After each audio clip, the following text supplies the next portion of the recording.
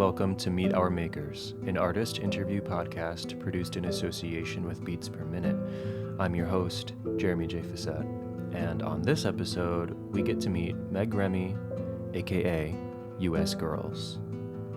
US Girls is the project of Meg Remy, and she has been the constant sort of guiding star of the group, but the group has seen several personnel changes and aesthetic changes depending on what track Meg wants to go on for a given album cycle.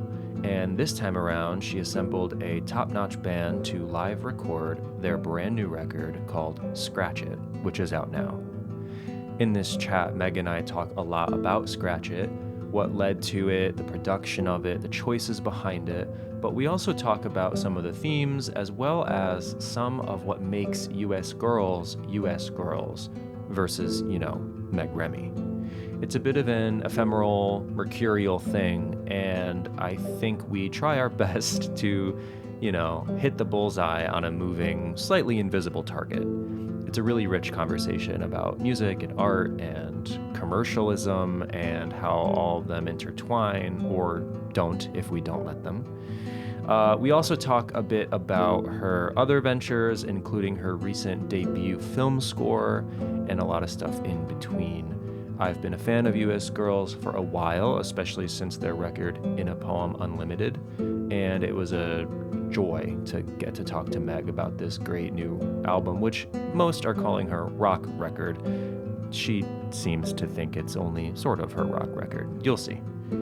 Anyway, thank you for listening. This is me meeting US Girls.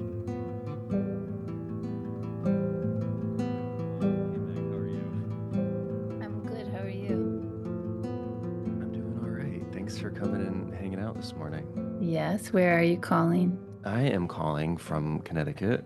Nice. Where are you calling from? Toronto. Nice, super nice. Mm-hmm. Is it nice up there yet? It's kind of there, yeah. There's still a bit of a chill, but it's coming around, yeah. Yeah, same here. It was so crummy and gray and cold, and I just want nice, warm. I know. I don't love like hot summer, but I'm like, it's been a long winter. I feel like I need some sun. It has been. So thank you for coming and hanging out. Yes. We are here on the precipice of Scratch It, the new US Girls record coming out June 20th on 4AD and Royal Mountain Records. How are you faring these days as we approach release day? Same as ever.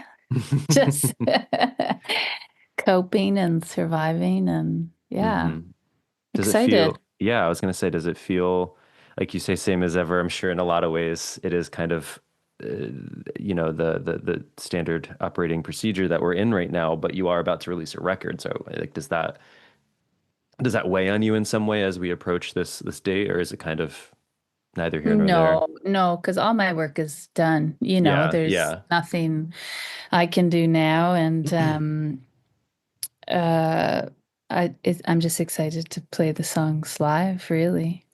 Yeah, but mostly I live a Groundhog Day of parenting, so it's like putting out a record that approaching doesn't affect my life much, other than in the mornings I get to, talk to folks like you, and that's nice because I get a break.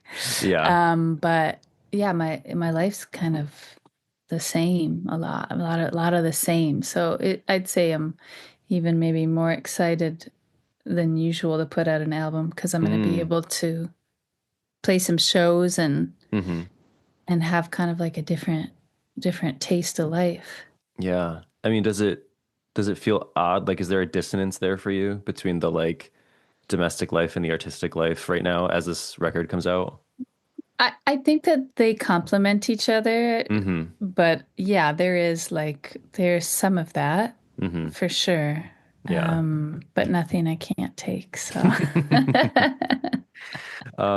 So yeah, I mean, it's been about 2 years since the last record, Bless This Mess, which incidentally was largely inspired by sort of this life that you're speaking of now, Hmm. sort of the arrival of this life, and now we're in it and we're releasing this new record, Scratch It. This record does feel a little different from the past couple LPs. Was the process of creating this one, did it feel markedly different? Yeah, because this is the first time I've ever set studio time in Mm, the future saying, okay, on these dates, I have to have songs ready because mm, I'm gonna go make an album. So I'd never done that before, and I enjoyed it. Yeah, but it was yeah. totally different. It was a kind of a strange reverse engineering kind of thing. Yeah. Did you have any songs when you booked the time? I had some songs written vocally, Hmm. like just that I could sing in full, but no music and no nothing. So was that was that last part created between booking and recording, or was it kind of a live being that you created in the studio? A little bit of both, just Yeah. like working in advance to get kind of chords and words, set, Hmm. and then doing, some kind of arranging and painting on the fly in the studio, Hmm. which was something else that I was interested in trying that I had never done. Yeah. Um, so yeah, it was just a completely new process, including down to tracking onto tape, 16 track tape, which I had never done. So Oh yeah. a lot of new, and it was great to realize that they're still new. Hmm. That this is my ninth album. I've recorded in so many different scenarios with different people, all different ways of doing it, and it was good to be reminded that there's endlessly new things to discover and try, Yeah. and new combinations, and it just often takes you know not being averse to risk, Right. because I could have easily it could have been that I booked these dates and then was canceling them, Right. you know, like You set a deadline that you really could have unset, I guess. could have, but just being like, no, I'm going to stick with this Yeah. and see what comes out. And, Yeah. I was interested. So many of I think my favorite records were made that way. Hmm. And I really wanted to try that. And it's nice to realize it's possible and I'm capable of it. Yeah. And it does feel a lot less sort of electronic than the past few records. Yeah, for Yeah. sure. Is this Yeah. It's more of like a rock record or rock adjacent Yeah. record? I think that came from, I played with this group of lovely folks from Nashville, and that kind of got the ball rolling in that palette. But I was really feeling the desire to get back into a plug and play situation, Hmm. particularly live. The Bless This Mess touring setup was quite involved technically, and it was great, but I just desired getting back to that place where it's just very immediate. Hmm. You could play on any gear, just plug the guitars in and rip. Yeah. And I think, I'm a contrarian, and so for me, I'm as an artist, I'm always interested in working in realms or forms that I feel like are not either popular or would be surprising. Hmm. Um, so yeah, kind of. It's not a rock record, but Yeah. I'm a rocker at heart. So Mm. yeah, Yeah, and I mean, being a contrarian or saying you're contrarian definitely fits in many ways because I mean, even the existence or the way that U.S. Girls exists feels contrarian, because it's always attributed to you, yeah, and it's not. I mean, which makes sense. I mean, of course, you're on every U.S. Girls record. You are hugely tied to the writing process, so though you have had other people write within the band, hmm, but the band is always shifting. Yeah. So it's like it's not exactly a pseudonym of yours. It like would you No, you would consider it more of a band, would you not? I don't consider it anything, you know. I think that to try to label it or It's define it hard. would kind of ruin, yeah, Yeah. would ruin something. I like how it's the confusion of it and the Hmm. kind of tension of it. It just points to something larger, I think, which is like crediting in general and who owns what. Yeah. And, when I do think that there is just an energy that moves through us. And like the only thing we own really is our experience. Hmm. And even that is so affected by others that it's hard to say who does what and why and Hmm. how to credit things. Yeah. So I'm interested in contributing to a conversation of that and hopefully stoking it as well. Yeah. Because I mean, I remember when In a Poem Unlimited came out, which felt sort of like and I hate the word breakthrough moment, but like it Hmm. did kind of feel like the floodgates opened a little bit. Yeah, And there was a little bit more exposure to US girls at that time. yeah, I don't know why. It was just, I guess, right time, right place. But I remember when that came out and kind of everyone who had not heard of US girls before, including myself, I think that was when I kind of came on board too, hmm, being like, but who's who, what's what, like who's yeah, doing what, who is Meg, like where does she stand in this? yeah. And then Heavy Light came out and it just kept the wheels spinning. But I think that's kind of fun. And it's like endlessly puzzling, but not in a frustrating way. It's more just like a who's here this time kind of thing. Yeah, I don't think it's hard. I don't with music it's interesting. So much of it comes through these personas. Hmm. Personas sell it or an icon or a figure. And they're not really needed. We love them and stuff, and I love them, Hmm. but when you're listening to a song or an album or something that's moving you, you kind of become the icon, Yeah. and I like that. I always, as a child, I was Billy Joel, Right. when I was listening to him alone in my room, Hmm. singing into the hairbrush, like so. Yeah, I'm always wanting to kind of dismantle the icons Hmm. or the need for them. Yeah. So, yeah. So with US Girls always kind of shifting who's involved in which record, how did you find the people that played with you on this record?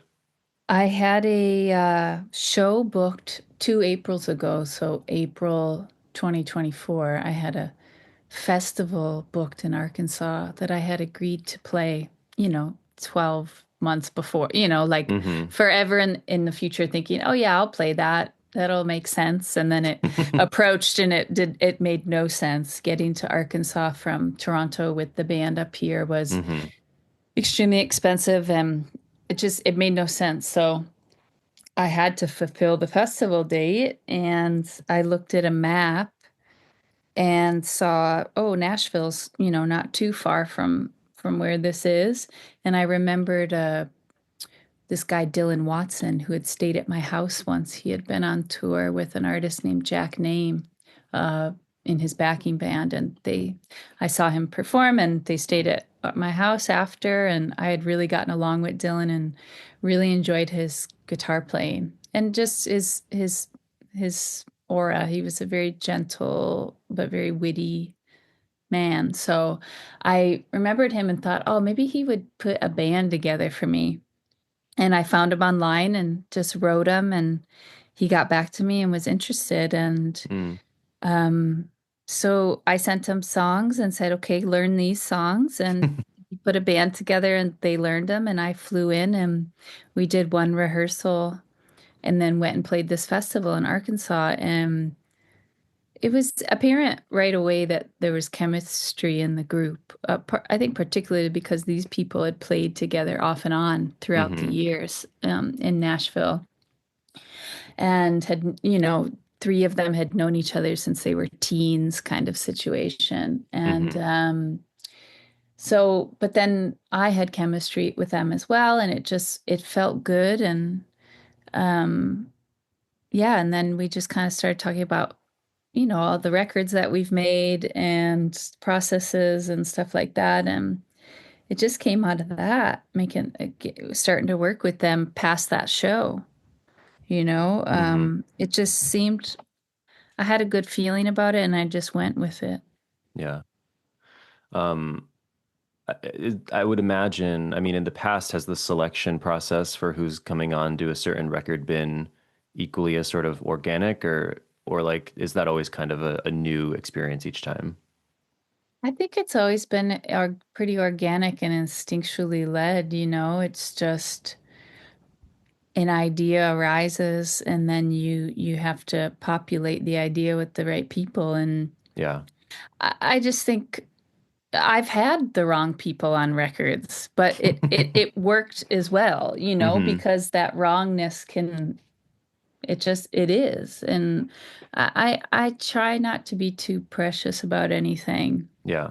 Um, I really think that records, like life, it's just a collection of choices that you've made at a certain time, Mm-hmm. and you're going to make other ones later.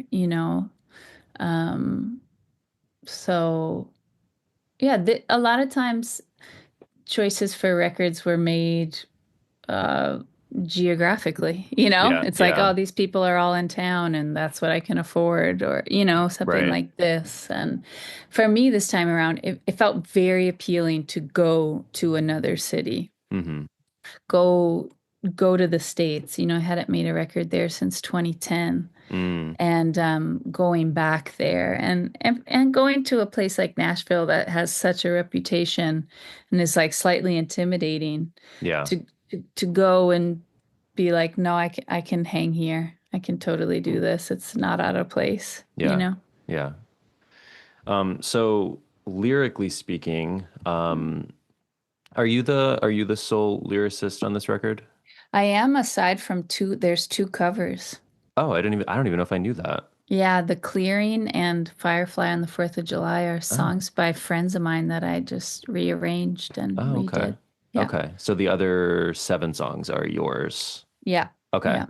So lyrically speaking, from your perspective, I mean, I know in the past, not that it's nearly every song, but US Girls has never been sort of shy about, touching on politics or social commentary or just kind of what's, going on at that moment. Was any of that still a touchstone for this record?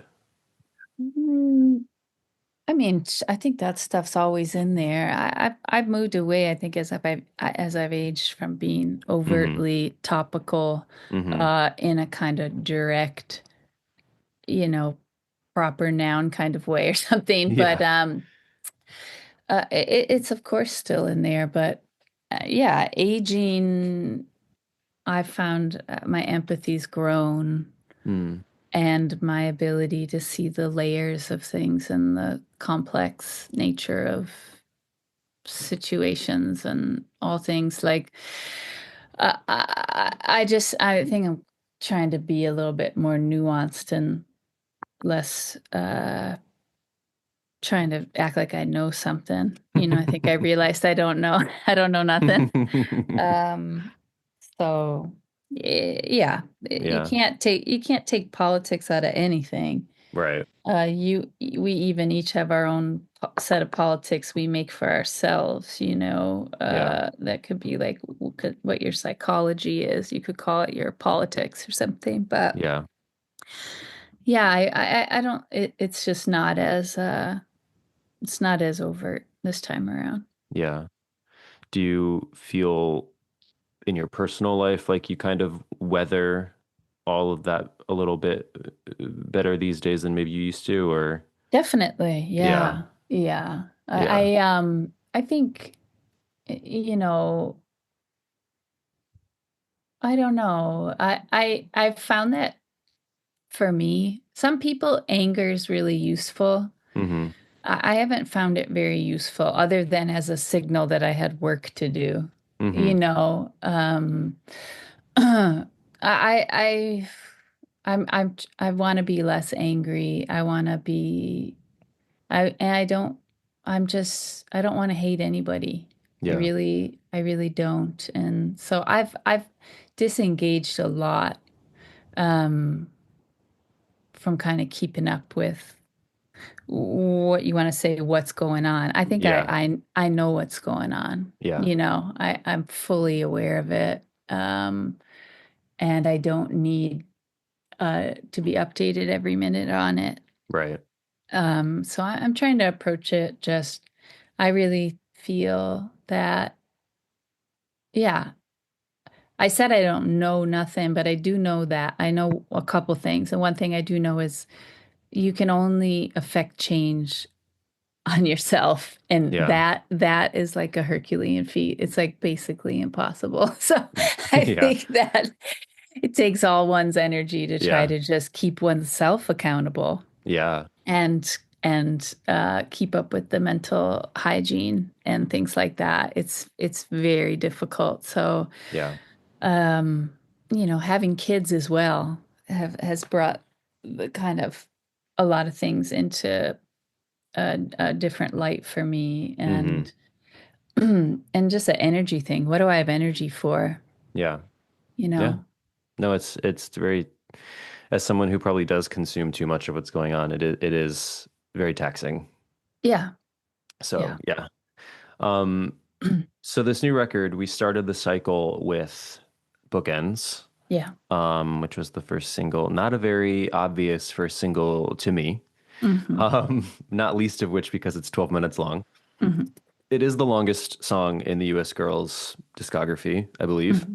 Yeah, I think Um, so. I double checked that for my Cool. notes. I was like, it's like I don't want to be wrong. I mean, you've had a few long songs before. I mean, Time Yeah, is kind of long. yeah, You've had some 6 minute, barn burners, but yeah. 12 minutes. I mean, how, first of all, like what led to the decision that this was right for the first single? Oh, it's just again a feeling, you Yeah. know, and I wasn't the only one who held it.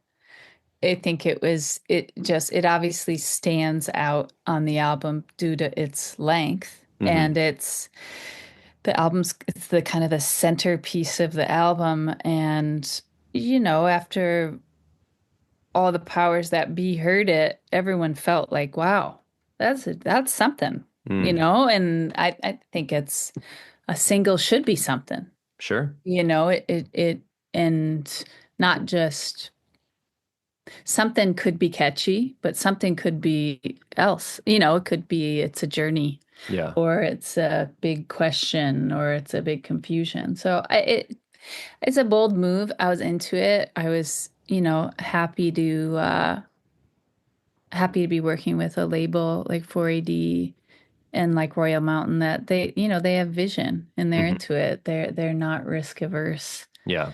And I think we're really at a period of time where there's absolutely no rules anymore. No. No, So you it's can true. kind of do what you want, and you're kind of giving people cues about you and the kind of artist you are and the way you see the world by those actions. You know, I think it's kind of for people that are have been following US girls, this was not a shocking thing, Right, right. you know. For people who are finding it that way, it was either a turn off or it was a hell yeah. Hmm. Whoa, who's this person I never heard of that's putting out a 12-minute single? You know, it's a line in the sand, and I'm into that. Yeah. And you know, a line in the sand is not a wall, so you can always come back over to the other side. Yeah. Like, yeah. That's true. And I mean, it kind of fits your contrarian streak, I suppose. Mm-hmm. For sure. Especially in like today's sort of social climate, 12 minutes is longer than most people spend listening to anything. Yeah, for sure. So I kind of love that you're basically being like, no, not only are you going to listen to 12 minutes of music, but it's all the same song. Yeah. Yeah, why not? Why I mean, not? I uh I think that there are a lot of people listening to 12-minute songs and longer, you know. There's uh And people are listening to things that are that length. People listen to Hmm. podcasts all day True. long, Yeah, that's you true. know? So I think it can be seen as challenging or it cannot be seen as challenging. I think that's what's interesting about making art and putting it out into the world rather than just keeping it close at hand is that you're making something and you're putting it through your lens and you're putting it out there and then people get to filter it through their lens and it can become about them Hmm. and their interpretation and yeah, I mean I love that about being an artist and about consuming others' art, you know? Hmm. Hmm. So So what's the sort of from a narrative angle, what's the story of Bookends? Bookends is a song that was kind of the core of it was written by reading a book called Eyewitness to History that's a collection of firsthand accounts starting in like the year 400 or something going all the way up to the 1980s and just people's firsthand accounts of things that they've seen. A lot of it is death related, Hmm. battles, death rituals, fires, intense things like this. Um, and I read it, and there was, because a lot of it's written from long, long time ago, there's interesting turns of phrases and ways of explaining things that are not the way people talk anymore. And I kind of started underlining words and phrases.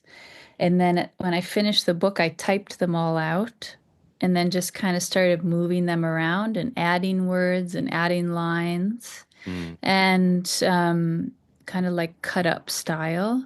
And then kind of started, yeah, it just kind of started evolving it started making me really reflect on death in a major way, which is not new for me. It's a topic I feel like constantly working with and mining. But I had a friend die in 2020, Riley Gale, who was the singer of Power Trip, which is Hmm. just a really amazing metal band that, as a performer and a lyricist and a human being, he was just a major inspiration to me. And his death was very shocking, very out of the blue. And I it was interesting to be reading about, events where 25,000 people died in one day Hmm. and then thinking about his death, one person dying in their home Right. and kind of the scale of death and is there a scale of death when it's everyone dies, Yeah. no matter what, no matter how you die or when you die. Yeah. It's certain. And so that's something that has always been a comfort to me. I've always found that in the face of injustice, death is a comfort because it's this certainty. It's this thing that we all share no matter what, no matter how rich you are, whatever, this kind of thing. Yeah. So, yeah. And it's something that's always existed, which then makes you start thinking about time. Time is a construct, right? We all agree of that. But it's also very real. It's something that dictates a lot. So then that kind of started leading into this length of song, you know? Yeah. Okay, how can we make a length of song? Could it become a physical thing that is commenting on the content of the song? The length is important due to the topic of the song, Hmm. while also can we make a song that is long, quote unquote long, but passes by quickly? And it does actually. It does. Yeah. And that's kind of interesting. It really brings into, for me, the thoughts around time. When you're having a good time, it flies by, right? Yeah. It's just Yeah. like, but when you're miserable, it's like each fucking second's an hour. And and how then time is experienced and time is perceived differently by each person. Mm, And as is everything, you and I are experiencing this conversation completely differently, even though we're sharing it. yeah. So yeah, that's the song. The song is about quite a lot. Hmm. Um, it's kind of about everything and nothing at the same time. Very the mundane being the very ornate, it's Hmm. yeah, it's can you put the history of of human life and death and organizing into a song? I tried. Tried to fit the history of human Yeah. death into 12 minutes. Hmm. Hmm. Um, so when you are conceptualizing or writing or whatever, however the process looks for you, do you ever like come up with a song and you like it, but it's just not a US girl song, or is Yeah. everything you make okay, yes. No. Yeah, there's lots of those. Do you ever do anything with them? No, there's sometimes you get hooked up with someone for who's looking for songs and you'll Yeah. submit things and uh I've never had one of those picked up, but um yeah, no. And some songs are just they're for no one to hear Right. ever, Yeah. So I yeah, mean, would there's would you ever put out a Meg Remy song or no? yeah, sure. I think I have. Okay. But yeah, I don't know. Again, the title thing. Yeah. It's like I have to go with this US girls thing because it's like I've established it and that you can't start over at this point, especially when people's attention, they can barely remember. They can't remember anything. Yeah. It's like can't change horses midstream, as George Bush said. So, yeah, again, it's just the name that's there, and Yeah. yeah, Yeah. So switching gears for a moment, when I was compiling my notes for this chat, I re-realized that you had actually recently done your first feature film score, yeah, for a film called Dead Lover, which was directed by Grace Glowicki. I hope I'm saying that right. yeah. Um, how did this project find you? Were you trying to No, score a film? No? no, I was definitely not. Yeah. Well, some people are That like, is, that's of like a course. project that I they know. want. I know. I know that so well. And like it just fell in my lap. Like it Yeah. literally just came into my inbox Hmm. of would you ever be interested in doing this? And it was like, yeah, yeah. I am interested in that. I'm slightly intimidated by the prospect, but I am definitely interested in it. And then once I saw the film, I watched it with my husband, and he's done score work before and also just been in films and knows films so intimately. He was just like, you have to do this because it's so rare to be sent something good. Yeah. Like, just, you know, you just fake it till you make it, basically. And so, yeah, I just seized the opportunity, and that was the first week of November because the film was made, shot, edited, everything. I came on board the first week of November and then it premiered at Sundance in January. That's a quick turnaround. It was a whirlwind, but it was Yeah. amazing. And I am, I didn't know Grace, and she lives not, just down the road from me here in Toronto. And it's like we're two peas in a pod. It's like meant to be. It's so Yeah. wild how it worked out. And I learned so much working from her and just working on a film and having a different role, Yeah. working on music, um, and assisting someone in their vision, it not being about me Yeah. or US girls or some end thing. It was just purely about what does Grace want? What does Grace need? What's best? And and I loved that. I really loved being in a supportive creative role. Yeah. Do you feel like you took anything from that process artistically that helped you in your personal work? Communication is everything. Mm, That was a big thing of just say what you mean. yeah. Let's not waste time. Say yay or nay, give your opinion, and like also don't take it personal. Yeah. It's it's not worth getting upset, Yeah. Yeah. Um, uh, yeah, I think that's and I learned like it's so fascinating observing and the film world in relation to music world. They're very linked but very different in how they operate. Hmm. And it was I learned a lot observing Grace in the role I'm usually in.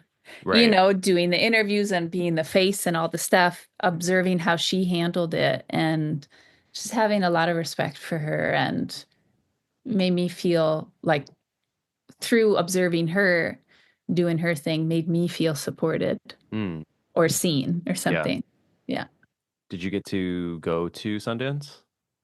I didn't go to Sundance. I very wisely chose to go to South by Southwest to Okay. see the film, which I think was is the better move. I think Yeah. Sundance is stressful. Yeah. I think it's more of an industry, uh, kind of uptight square industry zone, and South by is more open and Yeah.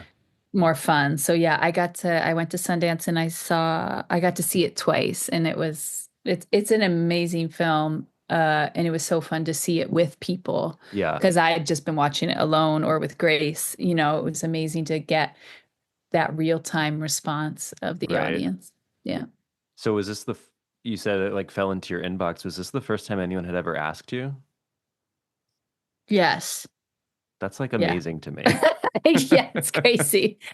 It's crazy. I don't that kind of stuff. I mean, that's my career's just kind of been built on stuff like that, which Mm, sounds it's like I don't know. Uh, I've found that if I just do my thing, stuff comes, like yeah. my mom always said, like a watch pot never boils, Right. like if you're pushing too hard and you really want something, it's like it guarantees it won't happen. Um, So just do your thing and kick back. Basically, because what else otherwise Yeah. you're just going to be constipated and angry, you know? Yeah. But Yeah. yeah, I know through talking to people now who work in film and work in score, they're like, this just fell into your lap and it premiered at Sundance. Like, and Yeah. it's your first film. Like, people would give their firstborn child, for that opportunity. And I don't take it lightly. I'm so appreciative and grateful for an opportunity like that. But Yeah. also, I know I deserve it because I work hard and Yeah. um, I I'm a good asset to a film like that. So it's not weird to me. Well, good. Yeah. Um, so you do have a tour coming up Mhm. this summer across the US. How has it been getting the songs sort of road ready? Good. There's more to do. It's a different process because I'm not my band's in Nashville. Yeah. So it's You're taking the rehear same band? I'm taking the same band, not for all of it, for Okay. the all the US shows, but the Canadian shows I'm gonna use a band up here. Of some people I've played with before and some people I have never played with, Mm. just to mix it up and also just try to have the least amount of flights as possible. Yeah. You know what I mean? It's like Yeah. one thing to fly me down to Nashville and I can meet up with the band and we drive from there. But when there's Canadian shows, I'm not gonna fly a bunch, there's amazing musicians up here I can use and Yeah. just trying where I can to limit flights and travel, but it's just a necessity if I'm going to be doing this and we're Right. all we're all still agreeing to do this. Yeah. As soon as we all agree not to, I'm down, Yeah. you know? I'm ready, Yeah. but I'm not going to do it alone. You Right. know what Right. I mean? Is it fun for you to sort of pick or see which older cuts kind of live alongside new ones? Yeah, super fun and fun to open that up to the other people in the band, which I've Right. always done as well as like, what songs do you want to play? Do you have any ideas? Yeah. We ended up playing a show, the Nashville band at South by, Hmm. because I was down there, and so it kind of came together, and Jack and the band was like, "Oh, let's do Island Song." It's like, whoa, okay, it's this song that's like at this point 15 years old. Yeah. I hadn't played in quite some time, and at first I was like, really? Like, isn't that old song? Like, and then they worked up an arrangement, and it was like, damn, this sounds great, and it sounds fresh, and that's a nice thing to realize that I've written quite a few songs that are sturdy enough to be redone endless ways. Yeah. I can keep kind of bringing them back, and shining them up in a new way and presenting them, and Yeah. that's a good feeling. Yeah. Yeah. Um, Before we head out, I have some lightning round questions for Oh, you. great. Quick, Amazing. whatever. Sounds fun. So I know you are a big movie person, Uh-huh. just in your own life, not just because you recorded for Yeah. one. Um, uh, and this is a common lightning round question on my show, but if you could watch any movie for the first time again, what would it Ooh. be? Oh, uh, for the first time again. Experience it for the first Honestly, time probably again. Grease. I love that. I think Grease. Yeah. Let's say Grease. I love that. Are there any books you are currently reading? Yes, I'm reading Rat Pack Confidential, Oh, I don't know which that is just one. a nice, fluffy read, but also very fascinating about the Rat Pack, Frank Sinatra and Oh, his yeah, yeah. buddies. Okay. It's also a lot about America at that time and the mob and politics and how casinos work. And That sounds it's great. super fun. It's like reading an Elmore Leonard book, but it's real. Yeah. It's really, really fun. I'm reading that. Um, and then that's kind of the main book I'm reading. I always have multiple books on the go, but that's Yeah. my main one right now. Yeah. Cool. Yeah. No, I had not heard of that. That sounds great. Yeah. And then finally, is there anyone that you have not seen live that you feel like Mm. you absolutely need to before you can't anymore? Justice. Oh, interesting. I would Okay. love to see They're Justice. around. They pop up. I know, and I haven't, it hasn't happened, but yeah, It'll happen. That'll happen. definitely, definitely Justice. Like I think that will happen. Like one of mine is like Kate Bush. Yeah, that may not. That may not happen. You never know, though. She did come back for a minute, Yeah, you but never I know. couldn't fly to London. So yeah, No. I don't know if that'll ever happen. So Maybe the Justice. hologram will get going. Oh, I don't think I would do that. Even if I don't, no, I don't think I could do that. Yeah, yeah. But Justice will happen. I feel like that'll happen for you. I hope so. Hope so. All right. Well, Scratch It, the new U.S. Girls album. You said it's what, your 11th record? It's my 10th. Wait, 10th? ninth, Wait, ninth, record. ninth, There's a ninth, lot. like There's a lot of proper records. LP. There's a lot of records. Yeah, it's Um, hard to know which ones are album. How that counts. But I'm right. pretty I sure there's know. nine long players. Okay. So They Scratch say. It is the ninth U.S. Yeah. Girls LP. It is out June 20th. Thank you so much, Meg. This was fun. Thank you. Thanks so much. Take care, Meg. Bye.